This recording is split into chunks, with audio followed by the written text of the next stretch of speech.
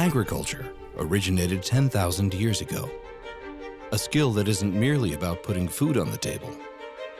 It laid the groundwork for a new way of living. Across the world, people were hunter-gatherers on all of the continents.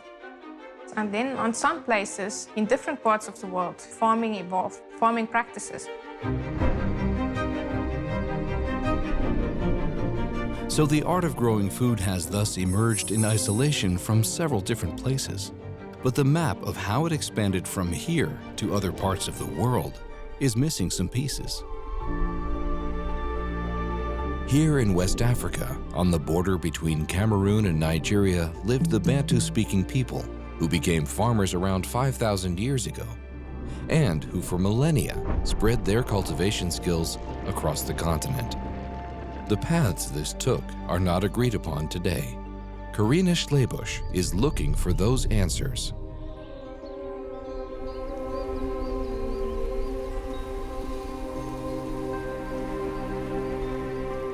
So this is the crop that many Bantu-speaking populations grew in Southern Africa and also Central Africa. It's called sorghum. They used to make flatbreads and also porridge and also beer, sorghum beer. The Bantu expansion is the biggest agricultural expansion in Africa. You can say that it's one of the biggest agricultural expansions in the world as well.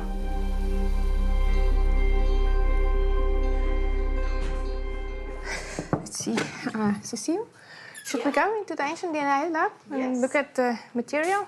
Yeah. So from this point, we cannot have the outdoor shoes.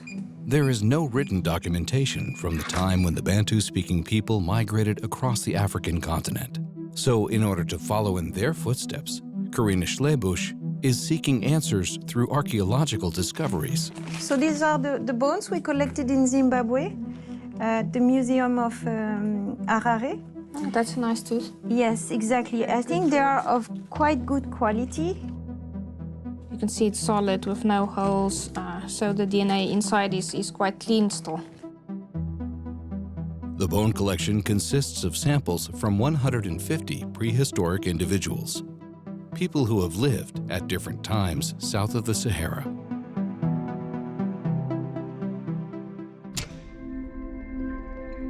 The African continent is home to Carina Schlebusch. She grew up in South Africa. I grew up on a farm, so I had a very sort of idyllic childhood and playing around a lot. There on a sunflower farm far away from big cities, she used to enjoy digging for skeletons and dreamed of one day becoming an archaeologist. My hobby was to sort of try to assemble these different skeletons, and I had a collection of different skeletons from different small animals. But the lack of jobs for archaeologists led Carina Schlebusch instead into studying medicine and continuing into genetics. And it was precisely genetics that opened the door she thought was closed into the world of archaeology.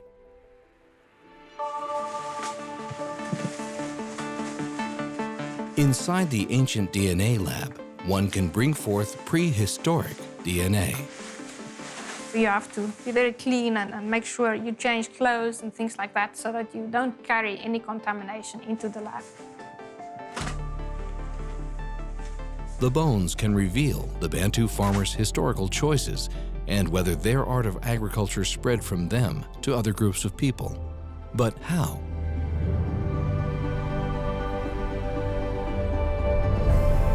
A DNA analysis tells if the person is of the Bantu people. Whether it was a farmer is determined on the basis of findings from the excavations. Some tools or certain ceramics are associated with farmers. This, together with the dating of the bone fragments, allows Carina Schlebusch to map the spread of agriculture step by step. So we need genetic. Interesting questions. Yes. Many times people do like very simple explanations of how people populated different continents and the world, and many times the story is not that simple. Instead of thinking of human movements around the world as straight arrows in one direction, It should be thought of as waves that sometimes overlap, sometimes movements stop, or even turn around. It is complicated to map, but not impossible with today's technology and patience. Okay. The Bantu expansion lasted for around 3,000 years and almost completely replaced the hunter-gatherer way of living on the African continent. As a result of this agricultural revolution, time was freed up. New professions and cities emerged. And the Bantu people's historical footprints reveal more than just their history.